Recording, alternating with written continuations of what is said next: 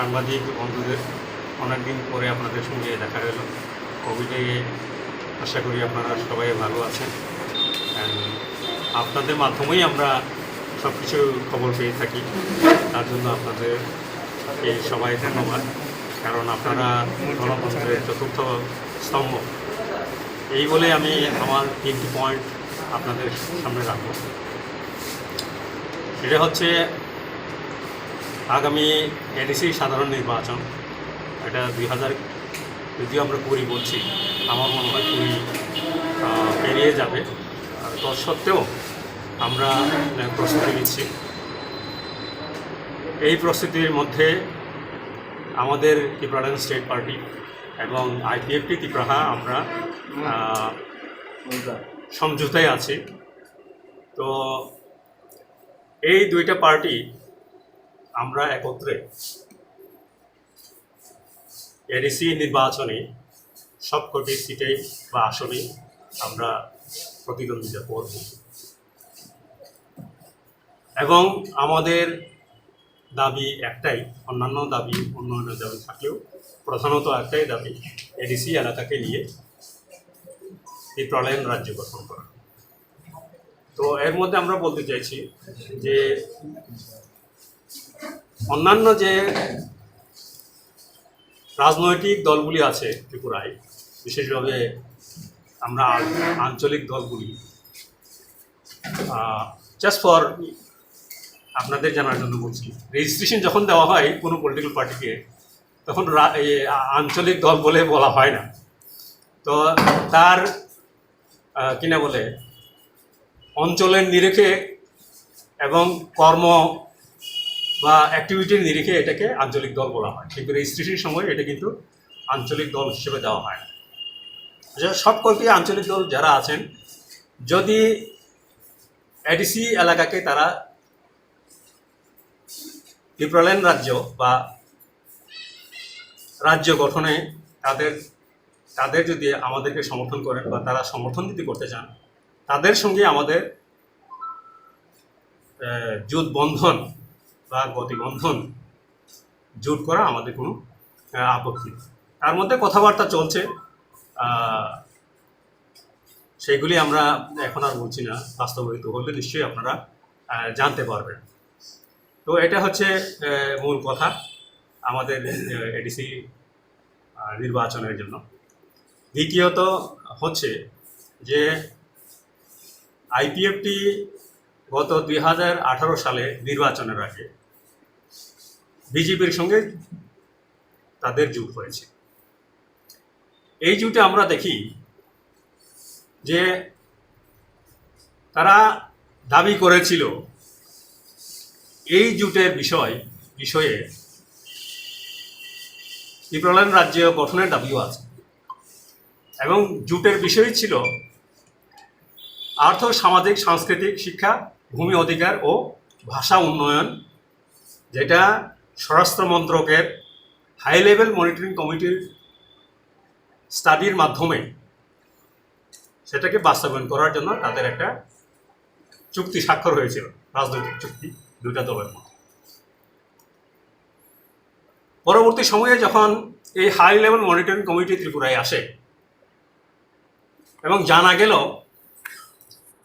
যে কোনো সরকার যখন কোনো কমিশন গঠন করেন, তাতে তাদেরকে একটা টার্মস অফ রেফারেন্স বলে, যেটা ইংরেজিতে, তাদেরকে একটা নিয়ম বেঁধে দেয় কিসের উপরে ভিত্তি করে তাদের এই অধ্যয়ন হবে বা স্টাডি চালাবেন, সেটা দিয়ে দেওয়া হয়।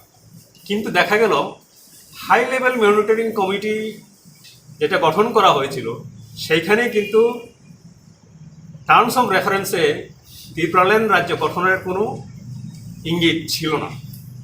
এটা একটা, এবং এটাকে সাপ্লিমেন্ট আমরা আরও করতে পারি। পশ্চিমবঙ্গের সাংসদ ঋতুব্রত ব্যানার্জি সংসদে একটা প্রশ্ন করেছিলেন যে কেন্দ্রীয় সরকার স্বরাষ্ট্র মন্ত্রকের অধীনে যে মনিটরিং কমিটি গঠন, হাই লেভেল মনিটরিং কমিটি গঠন করা হচ্ছিল, সেই হাই লেভেল কমিটির আওতায় বা হাই লেভেল মনিটরিং কমিটি কি? আইপিএফটির দাবি অনুযায়ী ভিন্ন রাজ্য পূর্ণাঙ্গ রাজ্য গঠনের জন্য হাই লেভেল মনিটরিং কি গঠন করা হয়েছিল? তখন এই প্রশ্নের উত্তর দেওয়া হয়েছিল 21 মার্চ 2018, আমার যদি ডেটটা ঠিক থাকে, মনে ঠিক থাকে। সেখানে বলা হয়েছিল যে না, হাই লেভেল মনিটরিং গঠন করা হয়েছিল, এটা এই রাজ্য গঠনের জন্য নয়, এটা স্পষ্ট করে বলা হয়েছিল। তো এটাতে বোঝা গেল যে তাদের যে আদাতের বিষয়বস্তু এবং পরবর্তী সময়ে রাজ্যসভায় যেটা যে উত্তর দিয়েছিলেন স্বরাষ্ট্র মন্ত্রক, সেটাতেই বোঝা গেছে যে আদাতের বিষয় ত্রিপুরাল্যান্ড রাজ্য গঠন নয়, এডিসি এলাকাকে ত্রিপুরাল্যান্ড রাজ্য গঠন নয়। তো ইদানিং আপনাদের পত্রপত্রিকা, আপনাদের মাধ্যমে আমরা জানতে পেরেছি যে আইপিএফটি বলছে, কি বলছেন, যে বিজেপির সঙ্গে এডিসির নির্বাচনের জন্য আবারও জোটবন্ধন বা গঠবন্ধন হতে পারে, তারা যদিও সরকারে একত্রে আছেন, হতে পারে। সেটা তখনই হবে যখন ত্রিপুরাল্যান্ড রাজ্য গঠন নিয়ে বিজেপি এই জোটটা আবার নূতনভাবে না হোক, অন্তত এই জোটটা তারা স্বীকার করে নেবেন যে ত্রিপুরাল্যান্ড রাজ্যের গঠনের পক্ষে, তখনই তারা এটা মেনে নেবেন। সেটা যাই হোক, আমরা আবারও দেখলাম সংবাদপত্রের মাধ্যমে আগামী 15 অক্টোবরে আইপিএফটি এডিসি এলাকায় 24 ঘন্টার বন্ধ ডেকেছে। তো এই গত প্রায় 3 বছরে, 2.5 বছর বলেন বা 3.25 বছর বলেন, যাই বলেন, এর মধ্যে তারা ত্রিপুরাল্যান্ড নিয়ে কিন্তু আর কোনো মুভমেন্ট বা সংগ্রাম, গণতান্ত্রিক সংগ্রাম করে নাই। এইবার মাঝখানে করার জন্য চেষ্টা করেছিল, সেটা যে তাদের জোট যে পার্টনার, অংশীদারি, তাদের সঙ্গে আলোচনা ক্রমে স্থগিত হয়েছিল। এইবার তারা আবার ডেকেছেন।